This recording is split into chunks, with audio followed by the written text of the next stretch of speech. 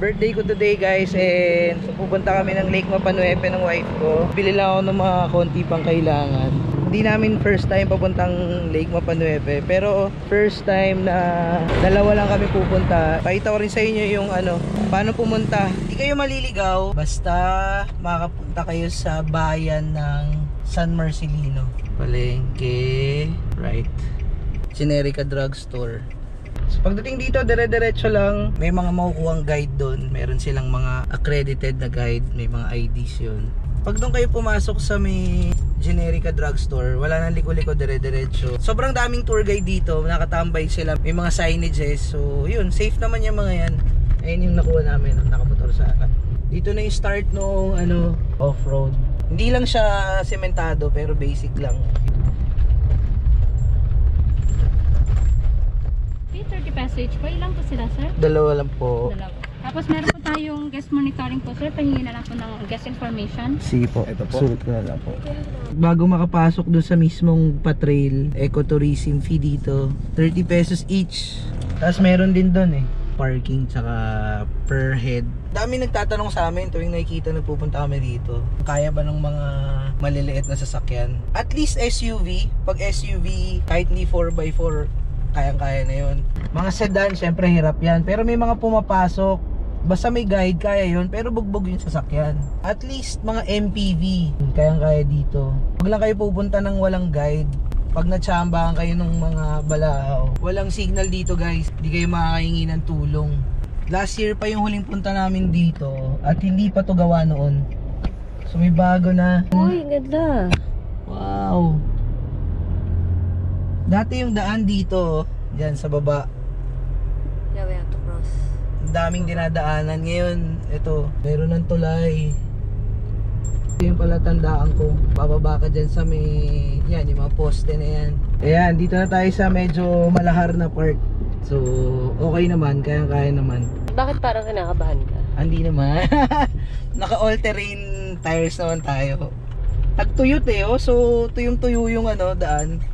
Feeling ko isang style dito, wag kang hihinto. Wala kasi akong lakas ng loob na pumunta na kami lang. Kasi tulong na rin sa mga guide yun, 'di ba? Kabuhayan nila yun dito. At the same time, para wala na ibang iniisip. Hindi nakakaba. Laki kasi nito sobrang lawak. Tingnan niyo naman. Yung isang beses mong mapuntahan, tapos sasabihin mong pupuntahan mo ulit ng walang guide. Well, okay lang kung matapang ka. Pero pag na-trouble ka rito, wala talagang signals. For me, hindi worth yung hassle or yung kulang ka sa peace of mind. Dumudulas-dulas. Tawid tayo. Oopsie.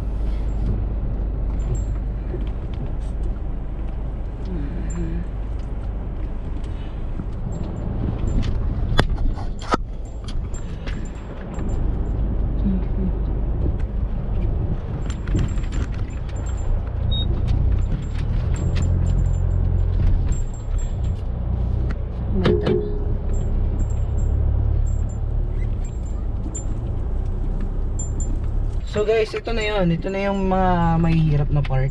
Basta sasabihan nyo lang yung guide. Depende kung gusto nyo ng adventure talaga or medyo relax lang. So kami, sabi namin yung madali lang. Hindi naman yung off-road yung inahabol namin dito yung mismong lake, yung New Zealand vibe. So dito kami nagpadaan sa madali.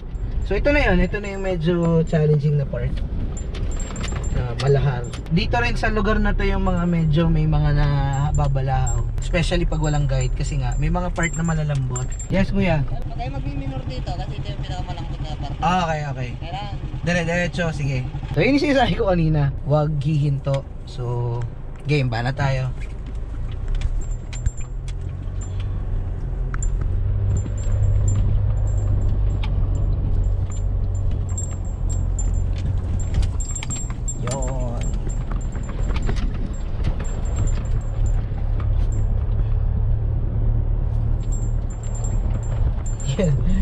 Pinakamalambot. Sumasayaw-sayaw. Naka 4x4 na kami. Tinry ko lang. Sumasayaw-sayaw kaming gano'n.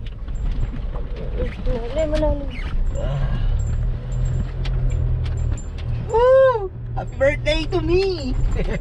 Fairness dito sa Navara, parang sumasayaw-sayaw ka lang ganyan, no?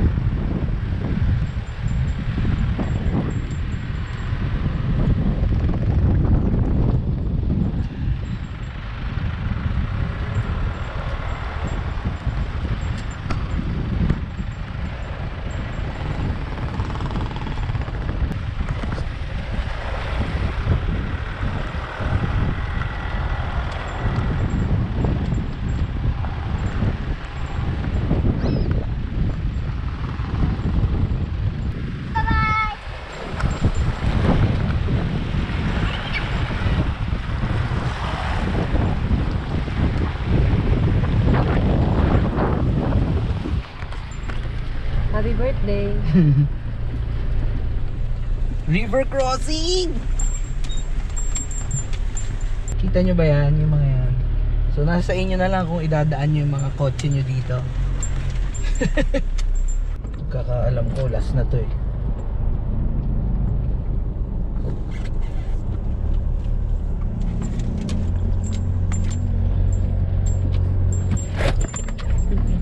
Wow, wow, wow.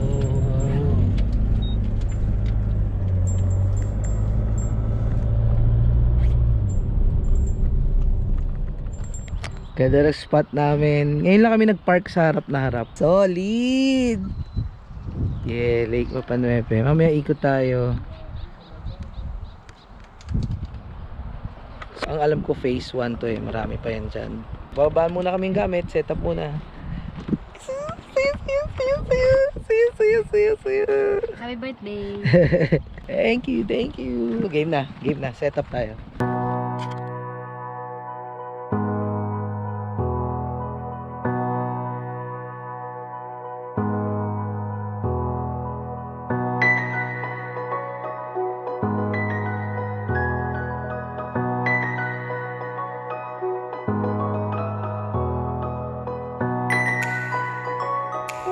Oh, ito yung dalawang kasama naming babies, Charlie and Oreo. Hoy.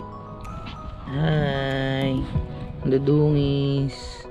So, magluluto kami dito, guys. Nilagay kami sa multibox para nandyan na lahat. Tapos maliit na cooler lang. Bakit nakabilads? Ganda dito. Woo! Simpleng-simple lang yung setup, oh. Oh, 'di ba? Guys, yung mga gusto palang pumunta dito tapos nag-aalangan kayo sa sasakyan, yung unang punta ko rito, bangka kami. Dalawang yung option yung pagpunta rito. So, yung isa, sasakay kayo ng bangka, papark nyo yung sasakyan nyo doon. So, ayun yun, ganyan no. Ayan sila, tingnan nyo.